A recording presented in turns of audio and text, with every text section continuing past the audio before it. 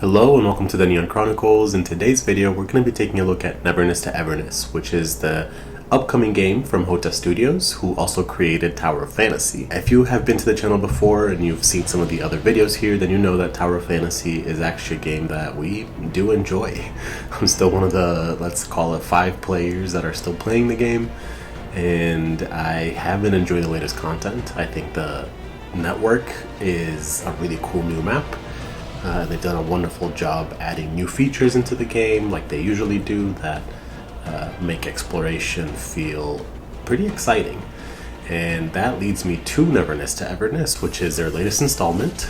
And it's one of those games that is going to, I think, combine everything that they've learned and included in Tower of Fantasy, but hopefully with a much more high quality, much more cohesive release and management. This is a game that I hear Hotta Studios is going to manage the global version themselves as opposed to working with publishers, which, let's be honest, that's usually what leads to the lower quality work.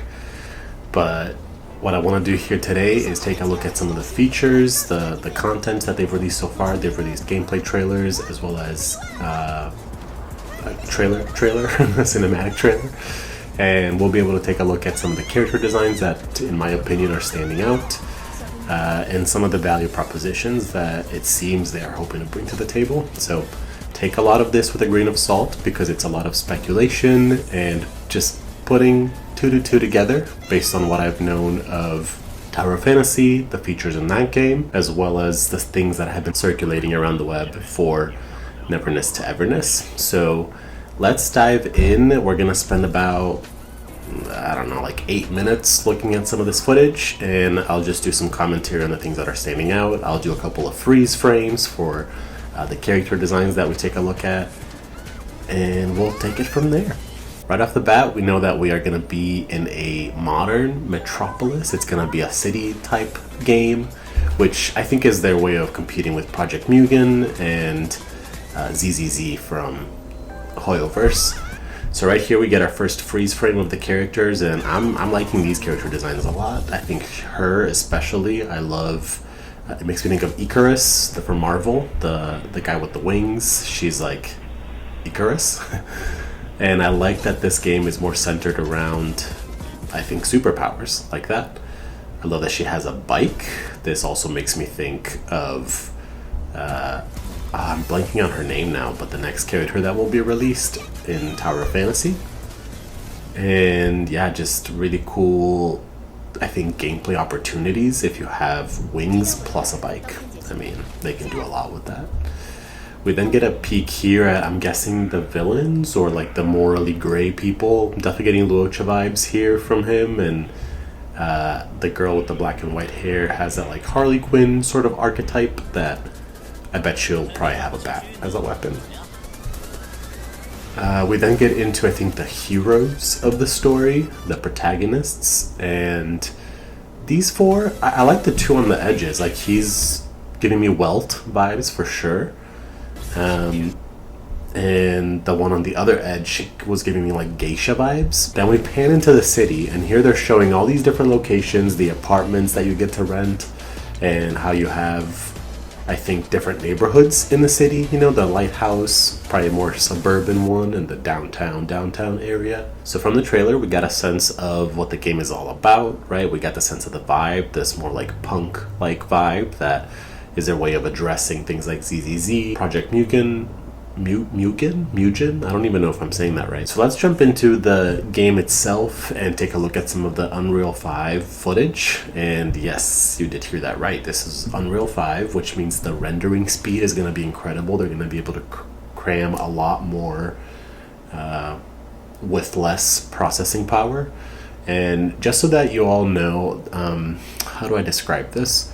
I think some people worry because it's going to be a mobile game, right? Like a cross-platform game, and the more detailed, the more, ray tracing, the more you do with the lighting, the more you do with ornamentation and adding higher poly items. People worry that the higher the engine, the more it'll take to load all that stuff, and that's actually not true. The higher the engine, the more they have tools that have optimized and perfected the ability to add more stuff onto the scene. So this is actually, I think, what's going to help them be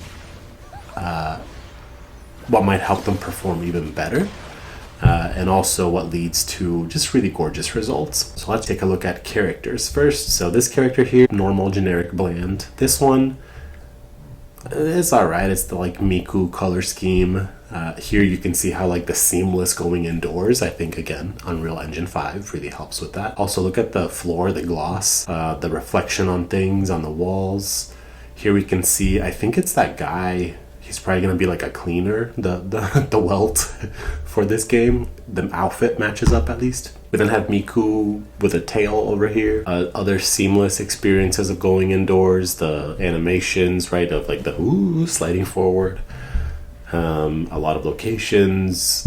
NPCs are looking modern, and I really like this transition here where it feels like maybe there's the opportunity for organic random events where you might be walking through the city and then an action happens where it triggers a mini enemy thing, or maybe this is part of the story.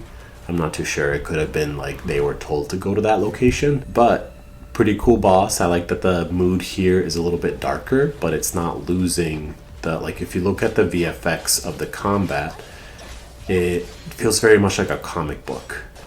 And if you look at the surroundings, it's a bit of like that horror game vibe with the lighting, the fact that she can turn into a thunderstorm there. I'm excited about these abilities, and I think each character having more of superpower, like abilities, rather than weapons that do certain things. Although they do still have weapons, I believe. This stuff always reminds me of Control. I think the game, originally PS4, I want to say, maybe it was PS3, but they really leaned into the brutalism of having those environments and like the psychedelic, like kaleidoscopic of architecture. And they did a really good job bringing that in here. And then it seems like you just exit the thing and you're back in the city, which I'm excited about if it is going to be these like randomized events that happen every once in a while. And then you can see from their running around, they will have climbing walls. I think it's going to have like parkour style mechanics, and of course cars, which gets me pretty excited. I grew up with things like Midnight Club, Need for Speed, Gran Turismo, Grand Theft Auto. Of course, it's hard to miss that reference when you have a big city landscape like this, and cars. And you can see here they're going to hit the median on purpose. I think a lot of people are probably wondering when they see driving around like this, can I hit the pedestrians? Can I hit objects? Can I hit things? And what happens? Here are like the VFX too, that like comic book style with the bubble effects. And here's where they hit it, and actually you see some sparks, and you see you break some stuff, so it looks like some stuff will be destructible. But not the building here. I think they purposefully did crash into the glass to show you, listen, not everything is breakable. It might be the same with NPCs, where maybe you hit them and your car stops, or maybe you go right past them. I don't imagine that they're going to give you the GTA treatment. And then here we can see we can actually customize the car, which again reminds me of all those games that I mentioned that I used to play with Need for Speed, Midnight Club, Gran Turismo. Those were the classics for me. Changing colors, changing spoilers, changing stickers. That stuff just makes it very fun. And then once we exit here, we go into the next little feature that is real estate. You can actually go, I think, to this leasing office and talk to the lady, which again, I really love that everything feels a little bit more alive and organic like that, where you're going in the location and it kind of feels like as if you were actually going to an office and renting a house. Get the little envelope with the letter, you pull up to the lobby, talk to the person in the lobby. They direct you, and I mean, this is probably a lot of role playing, right? Like you probably don't have to go to the person in the lobby. You might be able to just go in. You have your little assistant with the just like floating bow tie and gloves, which I found was a really creative way of having like a AI smart assistant. That would be such cool tech if they could do like a floating thing of that. And then just like gorgeous property. I really hope that they do include the ability to customize furniture or customize maybe like things that are on the wall. And then you can also, I think, speed through time by just probably clicking on furniture, like I imagine couches or beds. And then we have the switch to night, which is just so beautiful with the lighting everywhere. You can tell it's unreal. The draw distance of the city, and this ability here, when I first saw it, I was like, no way. You can just tell that they're bringing in all these features from Tower of Fantasy, like wall walking and doing that for a city. I wonder if you can do that to go up to your apartment rather than using the elevator. And especially if you have that other character that we saw in the intro and she has her flight with her motorcycle, can she just like fly up to the penthouse? And then here we see a faster driving scene, and another one of those what I hope would be an organic random event where you run into maybe like a mini boss or an enemy type here, and they start to wreak havoc in the city and you have to chase them to stop them. And once you do reach close enough, then it enters the actual arena where you get to fight them. So I really hope that they have these be, you know, random bosses, random NPCs, random enemies that are just walking through the city, and you get to fight them by having organic experiences. So those are all the things that got me the most excited. Of course, we didn't get too much into the actual animations for the combat, but I want to maybe make other videos once more comes out on that. Thank you for watching today. I hope that this was fun and enjoyable. I'm super excited for this game, and I am always rooting for Hotta Studio and their success. I really hope that Neverness or Everness will be that game to really wow all of us. So more to come when we get more news, but if you liked the video today, if you like this type of content, then please do consider leaving a like, maybe subscribing, sticking around. We love to do this type of content here on the channel, but thanks again for watching, and we will see you next time.